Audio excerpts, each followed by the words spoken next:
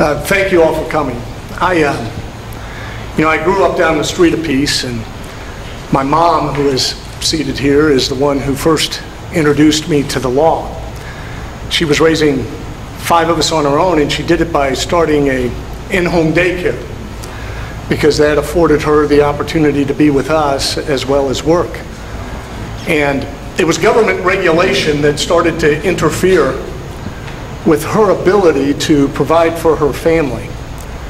And I didn't know it at the time, and she couldn't afford an attorney, so it was my mother who kicked me out of the house in 9th grade and into a law library to represent her. And I fell in love with the law.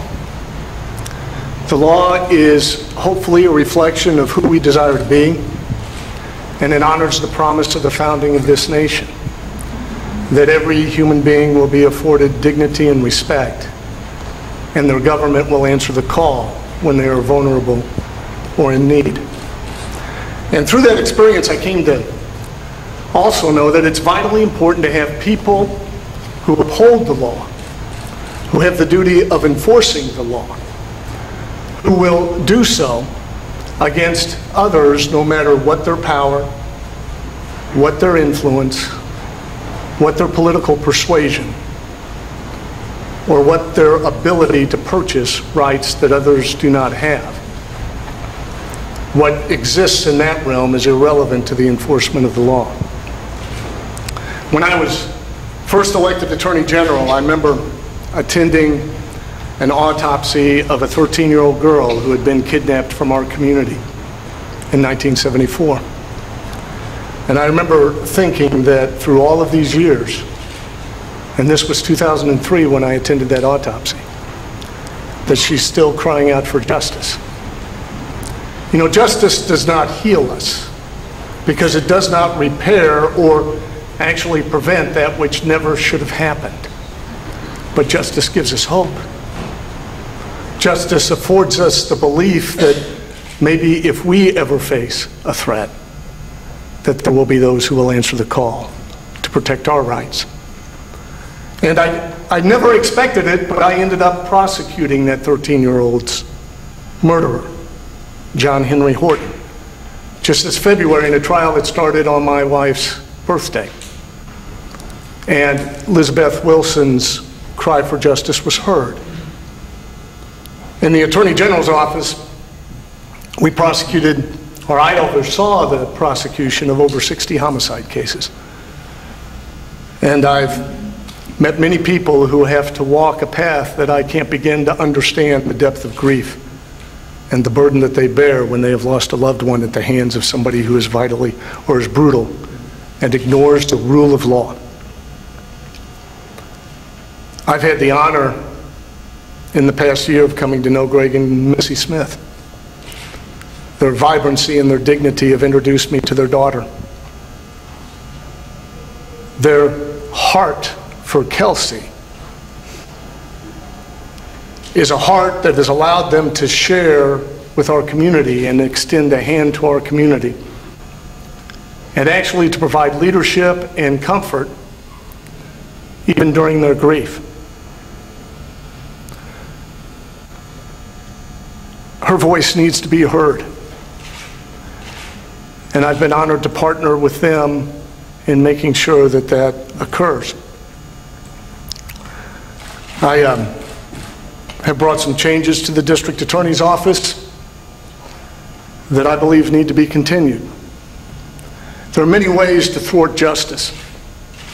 One of them is to refuse to be able to work with others of the federal level and other agencies in order to find a just result for a crime, rather than to be guided by the politics of the moment or the immediate attention one might receive.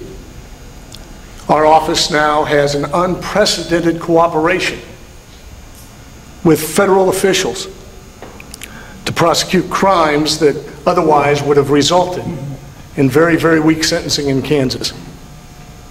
And previously, those people were placed out on the street. It's a recognition that the rule of law is foundational for all of our rights to be respected and must be enforced, and recognized and honored, especially for the vulnerable, that has always been my passion. It is what got me involved in breaking the Kaufman House story, where Arlen Kaufman, for a period of years, although the state knew, for over 2 decades, ritually sexually abused those who he claimed to be his patients, who were mentally challenged in that group home in Newton, Kansas. And I was honored to bring about unprecedented collaboration and cooperation with the United States Attorney's Office, the KBI, the Newton Police Department, the FBI, to break open that case and put Arlen Kaufman in prison and allow his patients to have a new start on life. It is the rule of law that requires me to fulfill my oath of honoring the will of the people of Kansas when they pass through the legislature a law that prohibits late-term abortions. It is my oath of office to enforce that law, despite the political power and might and wealth of an industry that is seeking rights that no other person or citizen of this nation has in a court. And if we send a message that political clout and monies can buy courtrooms and prosecutors, we have struck a blow at the heart of what this nation's promise is all about.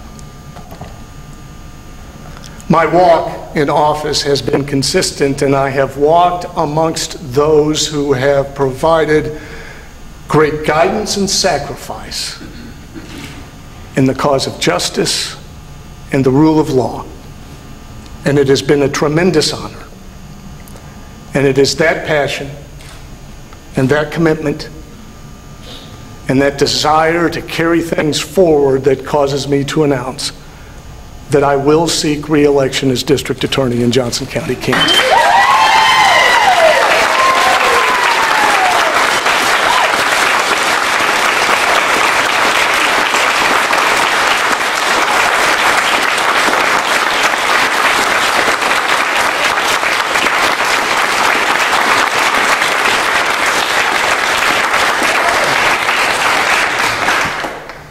It is my duty, it is my honor, and I will not be deterred from fulfilling the oath that I gave to the people of Kansas when I first assumed this office. Thank you all for being here.